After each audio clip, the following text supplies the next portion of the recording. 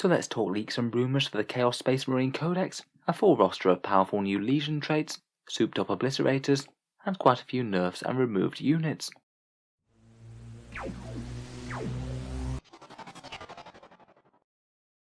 Hello and welcome back to Warspets Tactics, where today we're talking more Chaos rumours. I did a video on some of the supposed leaks floating around the internet a week or so ago, and since then quite a lot more information has surfaced. Today I thought we'd briefly look over the Eldritch Omen's Chosen datasheet, then all this good stuff that's been floating around on the internet. I will caveat that these leaks are more in the territory of rumours at the moment. Quite similar to several of the other codexes, they do appear to have been leaked by playtesters. That does mean that there's at least some potential for them to change by the time the actual codex comes out, and as these are basically just text leaks, there's a bit more of a greater likelihood of them being either made up or just wrong in some ways, at least compared with if we were seeing full datasheets like we have been for the Eldar Codex. That being said, my instincts are that most of these will turn out to be right. A lot of them just kind of fit in quite well with how Games Workshop operates and makes new codexes, and if this was a complete fabrication, it's one that looks like it would genuinely make quite a good Chaos Codex. In any case, in the video let's talk about this Chosen datasheet first, then go on to the leaked Legion traits, and a few more bits of information about certain units within the Codex. So first up, I just wanted to very briefly touch on the Chosen datasheet from Eldritch Omens. I think a fair few people were a bit disappointed not to see updated rules in the box, much like the Eldar Rangers and the Autarch got, but this Chosen datasheet basically is just a reprint of the one in the Codex, still on 1 wound and still have the stat line that they had before. I'm certain that the only reason for this is to not randomly invalidate part of the Chaos Codex, when it does sound like the new book is at least a couple of months away still. The datasheet just doesn't really show us any information about the new book. It definitely doesn't imply that they're not getting updated rules whatsoever, and for me it's just really not worth dwelling on. It might have been nice to give the new models some fancy new rules in the interim, but it seems they're just saving all the updates for the Chaos Codex, which I'm sure will follow all the other 9th edition examples with datasheet boosts and power increases. Moving on though to the more interesting leaked stuff. In the previous video I talked about 3 traits for 3 of the legions, Black Legion, Word Bearers and Night Lords, but it seems that since then a full list has been posted. One of the other major rumoured changes for Chaos is that they're getting a doctrine system very similar to the Loyalists. They've renamed the Devastator Doctrine Destruction, the Tactical one Massacre and the Assault one Slaughter, and rather than giving you better AP on the weapons, they give you exploding 6s to hit instead. So a hit roll of a 6 will generate a bonus hit, depending on the weapons for the doctrine that you're using. I really hadn't expected them to do this with Chaos, but in hindsight it really makes total sense. Basically a nice dark mirror to the Loyalists version, and I'm sure that this will be the army-wide special rule that Chaos Marines get if their entire army is from that faction. In any case, the 3 that we saw previously are Black Legions, ignore combat attrition, and +1 to hit on the charge and when they're attacking the closest unit. Their doctrine, the equivalent of tactical, is exploding 5s to hit with rapid fire or assault weapons. Their doctrine's really quite bad at the moment, so it's quite nice that they get some actual damage boosts. Word Bearers are looking utterly murderless, basically a version of the Zealot rules. When you're charging or performing a heroic intervention, you get to reroll hit rolls. You get a 5+ shrug off against mortal wounds due to their faith, presumably, and their unique Slaughter doctrine means that 6s to wound give them mortal wounds, up to a maximum of 3 mortal wounds per unit when they fight. Looks pretty brutal, and also a massive improvement on their subpar Legion trait that they had before. Finally, I think that Night Lords look really quite interesting, their leadership mechanic becoming more meaningful, -2 leadership and -1 combat attrition at 9-inch range, and also +1 to advance and charge, pretty handy for delivering those Raptors or Warp Talons. I think their Slaughter doctrine sounds really fun as well. Melee weapons get +1 to wound against units with leadership 6 or less, so it's kind of a way that you can actually convert your leadership shenanigans into direct damage, making them a fair bit more effective against armies that don't have super good leadership. Moving on into newer territory, Iron Warriors retain their Ignores cover, but also get a defensive buff for a bit of Iron Within, Iron Without, meaning that any attacks at AP -1 or AP -2 reduce their AP by 1. That's really not a bad defensive buff, particularly when you've got a 3+ armor save to start with. Pretty nice for tanking a bit of small and medium armor's firepower. Their unique Destruction doctrine gives them +1 to wound against vehicles, buildings, or units gaining the benefit of cover, with heavy and grenade weapons. I kind of wonder if Imperial Fists might get something similar when their codex is redone. That seems like quite a good way of representing the extra damage of a siege army, and actually making the benefit a bit more applicable to other units, not just literally vehicles and buildings. The Alpha Legion appear to be retaining their -1 to hit at 12 inches, though apparently units with 10 wounds or more would only get it at greater than 18 inches. That seems believable and quite representative of the other rules like this in 9th, but they also gain a couple of little extra flexibility options, allowing them to fall back and charge, or fall back and perform actions. Definitely doesn't hurt them too much, but I'm not sure how much synergy it has with their more shooting focus, which often tends to be how they're played in their current codex. Their unique doctrine is a massacre one, and it gives rapid fire assault and pistol weapons an extra boost of AP -1 when they're within half range. Certainly doesn't hurt on things like bolters, I guess. The Emperor's Children currently have an army-wide fights first thing going on. According to this, that'll be replaced by ignoring any negative modifiers to hit, both at range and melee, and any 6s to wound being an extra AP -1 better, again both in range and melee as well. I think ignoring negative modifiers really is pretty handy, particularly with all the dense cover going around in 9th edition, and if that really does apply to everything including assault and heavy weapons, it means that any of those weapons are going to have just far more value in Emperor's Children lists.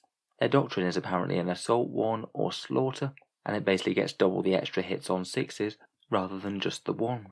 Certainly not bad. That's going to be a whole load of extra attacks, particularly if you roll hot, or if you have the ability to get full rerolls on a unit and fish for those double exploding attacks.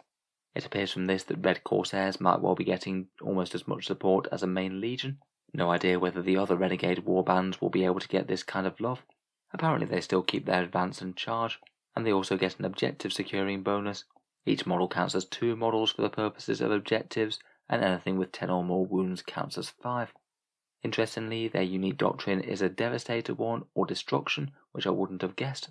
Heavy weapons, rapid fire and grenade weapons get AP -1 better than normal. Maybe it represents them striking first and striking hard right from the get-go. It also seems that Creations of Bile will also be featuring in the Codex. Their rule keeps the +1 move and +1 strength buff, but also gain the ability for slain models to fight in death. From the sound of it, it just sounds like it happens automatically. You don't have to roll or anything like in quite a lot of other armies. And if that really is the case, that's a very powerful rule indeed. It basically gives you a massive protection against melee armies. It won't be able to just kill your troops in combat without basically being guaranteed to have a hefty counterblow struck back at them. As if that weren't enough as well, their unique assault doctrine allows any melee hit rolls of 6 to auto-wound the enemy as well. I guess it kind of negates their strength buff, but still that's a very nice ability indeed. Definitely a rule that we'd need to see the fine print of though, to see how it would interact with those regular exploding 6s. As before, this Legion trait table does have World Eaters as not in the Codex at all, therefore no leaked rules for them whatsoever. If that does indeed turn out to be the case, then it'd be a pretty sure sign that the Codex is on the way. Finally, a couple of custom warband traits were mentioned. There was one that adds an extra 4 inches to the range of most weapons, maybe not too dissimilar from the Tau Borkan one recently, and really quite a fun one that applies whenever one of your units kills an enemy one, and then for the rest of the game that unit gets exploding 6s for every single weapon, counting all 3 of the doctrines activated at once. Seems pretty fun, and that really could be quite powerful if you do get to activate it on some of your biggest units early. Overall, if these do turn out to be accurate, then every single one of them is basically an improvement on previous. Maybe the Alpha Legion gained the least out of any of this, perhaps, but super good for some of the legions with the most underwhelming traits, Black Legion and Word Bearers in particular, and some of those super doctrines look very powerful indeed, though obviously will only apply to certain parts of the game. Otherwise, here are just a few other bits about specific units. Some of these would be really quite major shake-ups, obviously take them with a pinch of salt as they are certainly rumours at the moment. The first one is rather surprising to be honest. Apparently Cult Marines besides Noise Marines are entirely gone from the Codex, so that will be your Plague Marines, Khorne Berserkers and Rubrics. Apparently they can be included in a similar sort of way to Guard Tempestus Scions, taken alongside the army within the same detachment but not gaining a Legion trait. I guess this might be part of a drive so Games Workshop only has to try and update each datasheet once in each codex as it comes out, perhaps rather than publishing erratas for the same datasheet in multiple places. I think that will be really quite an annoying change though if it does come to pass. It'll basically mean that if you wanted to field those cult troops, in theory you'd need to buy an entire extra book if you just wanted to field them from an official source. That does seem pretty annoying to be honest, particularly if you wanted to field say some Black Legion Khorne Berserkers or something. Sounds like that would be pretty irritating if it does happen. Next up, and better news for Chosen, apparently their datasheet would have them at 3 wounds rather than 2. Again, certainly not what I would have guessed, although I suppose I could kind of see it if they were trying to make them into an analogue for something like Blade Guard. elites of the Codex that are just a bit meatier and harder to kill. Another interesting rumour is that they might be getting accursed weapons of some sort instead of the granular power weapon profiles that they have currently, so that basically all chosen weapons would then grant you +1 strength, AP -3 and damage 1 attacks, and get +1 attack for each one that you have. I guess there is a bit of a precedent for Games Workshop doing things similar to that. Say for example when they released those Sisters of Battle novitiates, and they were basically armed with all different cool looking power weapons, they just gave them all the same profile, and to be honest that probably is a bit better for the unit, rather than having to look up 5 or 10 different profiles for the weapon when you field the unit. It perhaps would make it easier from a quality of life point of view when you're playing, but still perhaps a little bit sad to lose the flexibility and choice of the power weapons. Though I guess at least this way you wouldn't have to worry too much about what each model was armed with individually, and you could just have the freedom to choose what looks best. Supposedly Power Fist would still have a different profile to this, so it could still be taken as unique melee upgrades, plus they have all their ranged weapons too. Another rumour that would fit in really quite well with a new Possessed kit is that supposedly they're getting a massive stat line boost, probably with really big models, and Possessed just at base will be going to Strength 5, Toughness 5, 3 wounds and a big 5 attacks each. It was interesting that the leak also suggested that Greater Possessed might well be going from the Codex. Games Workshop still sells the models, so I don't think that they'd just completely pull them. If they are indeed gone, it seems very likely that they'd play some sort of role in the new Possessed datasheet. Perhaps all the new Possessed will just be as big, meaty and threatening as the Greater Possessed, or perhaps you'll be able to mix and match between two different profiles, maybe similar to Necron, Locust Destroyers and Heavy Destroyers within one unit. I feel that if that does come to pass, they'd probably have a minimum unit size of 2, as otherwise you just wouldn't be able to use those ones from the Start Collecting box individually. Next up, Raptors and Warp Talons both seem to be getting a bit more threatening in melee, both gaining +2 attacks base, though I strongly suspect that that will be as a trade-off for losing Hateful Assault. The Thousand Sons and the Death Guard just had that rolled into their base profiles, so it seems that very likely that will be the same for the standard Chaos Space Marines. The Venom Crawler is apparently becoming a fast attack from a heavy support, gaining a little bit more speed and movement as a result to fit its new role, and has a more generic rule for using its Warp Reservoir to buff nearby Psychers, just giving them a flat +1 to cast. Like all the other demon engines, it'll be hitting on 3s in the new Codex. Maybe slightly less good news for Terminators though. Apparently similar to the Blight Lord Terminators in the Death Guard, they will be getting restricted options compared with before, only being able to take the actual weapon combinations that they have in the Terminator box, and no longer being just the go-to source for combi weapon delivery systems. To be honest, that's a change that I could very easily see Games Workshop doing. It has kind of been the trend with 9th edition kits to only be able to field what you have to get into the box, with a bit of a loss of flavour, but possibly partly aimed to help out newer players, so they don't have to get multiple different kits to get what in theory is the best loadout for the unit. Another slightly weirder unit is that Fallen Mutilators won't be in the Codex. Mutilators not being there I think will be really quite surprising. They have got a model that's sold at the moment, even if it's a fine cast resin one. It would be a bit weird just to pull the unit entirely, unless they're being folded into the Obliterator datasheet in some way. Again, it would be kind of weird not to have Fallen in there either. They don't really have any official kit unless you just kit bashing with the Dark Angels Veterans one, but they are a unit that I've supported for a long time, and I've really struggled to believe that you wouldn't be able to field the unit in some form, so it'd be kind of interesting to see where they crop up. Finally, one of the most interesting rumoured rules changes is for Obliterators, reportedly gaining the Big Guns Never Tire type rule similar to Battlesuits for Tau, and basically allowing them to fire in melee for a -1 to hit penalty. That would be a big boost to them, and stop them being made redundant quite as easily by infantry just tapping them in combat, so that would certainly help them out I think. When they fire, you apparently get to choose one of 3 different profiles with their flesh metal guns, rather than randomly rolling for every single characteristic.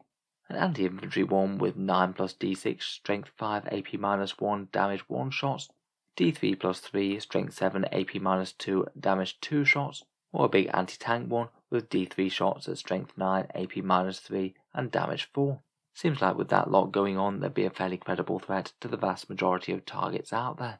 Obviously, without full rules, points, costs, and context, it's impossible to say whether all of this would add up to the Chaos Marines being particularly strong or not, and I think perhaps the most exciting leaks from a power point of view are those Legion traits. They really do look like they make Chaos a far more serious threat on the table. So anyway, I think we'll leave that there for this video. Obviously take all of this with a pinch of salt. Hopefully it won't be too long before Games Workshop starts showing off some new rules previews from the Chaos decks, and confirm that it's actually on the near horizon. Let me know your thoughts on these rumours down in the comments below as always, and feel free to subscribe to Auspex Tactics if you'd like to see more like this. I do tend to post 40k videos pretty much every day. Finally, if you have been enjoying all the videos on the channel, I would just like to mention that Auspex Tactics does have a Patreon page, which you can find down in the video description below. Making all this 40k content does take a fair bit of time and effort, and if you are enjoying regularly, any support is enormously appreciated. Channel patrons do get a fair few advantages, including seeing certain videos early, regular votes to see what sort of things happen next on the channel, and automatic entry into the regular prize giveaways with a chance to win some really big model kits every month. If any of that sounds good to you, or you'd just like to help support, then the link is down in the video description. In any case, a massive thank you for listening, and I'll hope to see you guys next time.